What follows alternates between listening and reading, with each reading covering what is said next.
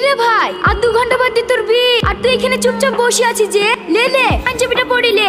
ইরে তোর চোখে পানি। ও কিছু না। দেখ ভাই, আমি তো ছোট বোন হতে পারি, কিন্তু বেস্ট ফ্রেন্ডের মতো সব কথাই আমাদের মধ্যে হয়। তুই আমার চোখে ভাগে দিতে পারবি নি। কি হয়েছে খুলে বল। আমি লাস্ট যে মিশনটায় গিয়েছিলাম, সেখানে গিয়ে একটা মেয়ের সাথে আমার পরিচয় হয়। আমি পাগল বেশে থাকা সত্ত্বেও সে আমার অনেক যত্ন নিত।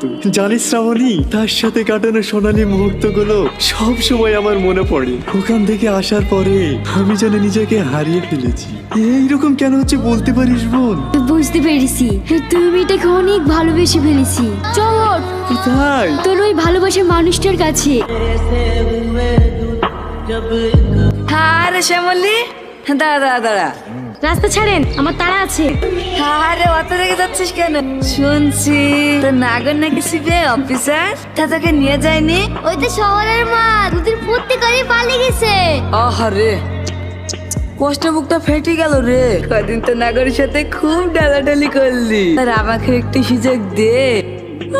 ছাড়েন বলছি, তাহলে কি? তোর সময় একই ডায়লগ। আপনারা দয়া করে আমার সাথে এরকম করবেন না। আমি কোনো রকমের তালে রাস বেঁচে সংসার চালাই। আমার বাবা অসুস্থ বলি, দয়া করে ছেড়ে দেন না। আপনিও তো আমার বাবার মতন। তুই তো রোমান্টিক মুডটা নষ্ট করে না। তোদের কাছে ভিলেনটা ঠিক আছে। এ বিশ্ব, লিসা আমার বাগান বাড়িতে, আজকে ওকে বিয়ে করবো। এই জানোয়ারের বাচ্চারা, ছাড় আমাকে, ছাড়। কেঁচো, বাঁচাও আমাকে, বাঁচাও।